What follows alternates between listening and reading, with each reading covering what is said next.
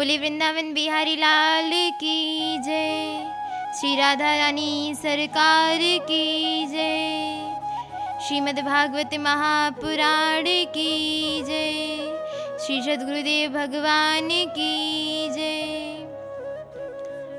ओम स्वस्ति श्री गणेशाय नमः। ओम स्वस्ति श्री राधा कृष्ण चरण कमलेभ्यो नमः। ओम स्वस्ति श्री गुरुदेव चरण कमलेभ्यो नमः। ओम स्वस्ति श्री कुलदेवताभ्यो नमः। ओम स्वस्ति श्री मातृपितृ चरण कमलेभ्यो नमः। लंबोदरं परं सुंदरमेकदंतं रक्तांबरं त्रिनयनं परमं पवित्रं उद्यदिवाकर करोज्ज्वलकायकान्तं विघ्नेश्वरं सकलविघ्नहरं नमामि। ध्यानमूलं गुरुमूर्ति पूजामूलं गुरुपदं मंत्रमूलं गुरुवाक्यं मोक्षमूलं गुरुकृपा।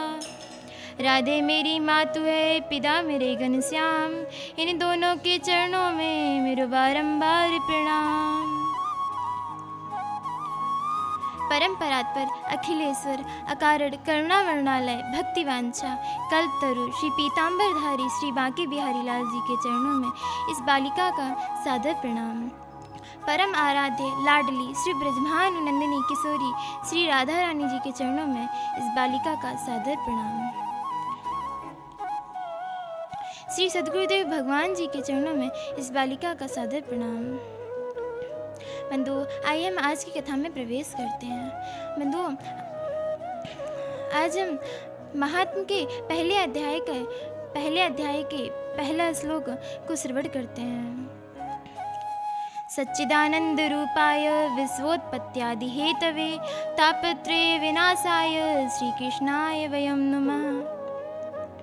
बंधु, इस श्लोक में बताया गया है कि परमात्मा करते क्या हैं और परमात्मा दिखते कैसे हैं और परमात्मा का आनंद स्वरूप कैसा है।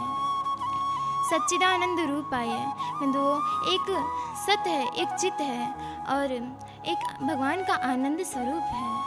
सत्य वही है जिसका कण कण में व्यापकता हो बंधु, जिसे हम नग्न आँखों से ना देख सकें। और वही सत्य जब चित बनता है तो कभी राम रूप में आता है तो कभी श्याम रूप में आता है। बंधु, वही परमात्मा जब देवी स्वरूप में आता है तो वह चिति कहलाता है। या देवी सर्वभूतेषु चितिरूपेण संस्थिता नमस्तस्यै नमस्तस्यै नमस्तस्यै नमो नमः। बंधु, वो परमात्मा जब देवी स्वरूप में आता है तो वह चित्ती कहलाता है। बंधु, अब हम भगवान के आनंद स्वरूप के बारे में जानते हैं।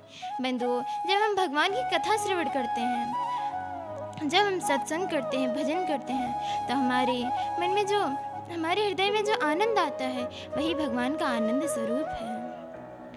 बंधु, सत्य कहिए जो विन से नाही चित चैतन्य सकल घट माही। आनंद घट घट करे आनंदा ताको नाम सच्चिदानंदा।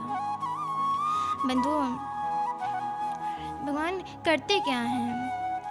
विश्वोत्पत्त्यादि हेतवे, उत्पत्ति, संहार और पालन, ये भगवान के नित्य कर्म हैं।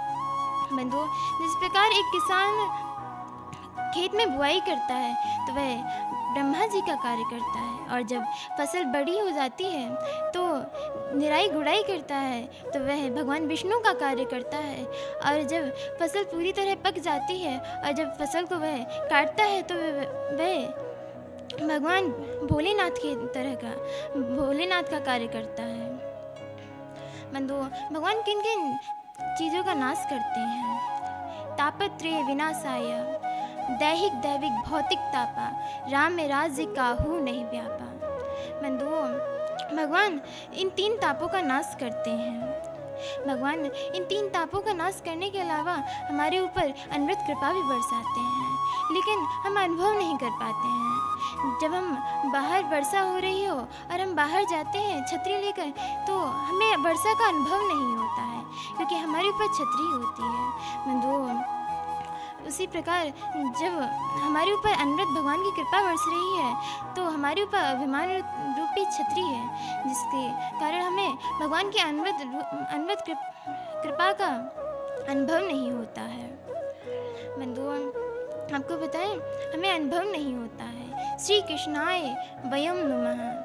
बंधुओं, हम सभी भगवान को प्रणाम करते हैं, हम सभी भगवान को प्रणाम करते हैं। वयम नमः व्याकरण के हिसाब से यह बहुवचन है, व्याकरण के हिसाब से यह बहुवचन है।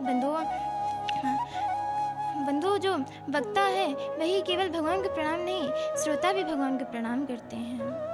बंधुओं, आपको बताएं कि श्रोता ही अपने कानों को कथा श्रवण करके पवित्र नहीं करते हैं, बल्कि वक्ता भी अपने मुखारविंद को पवित्र करते हैं।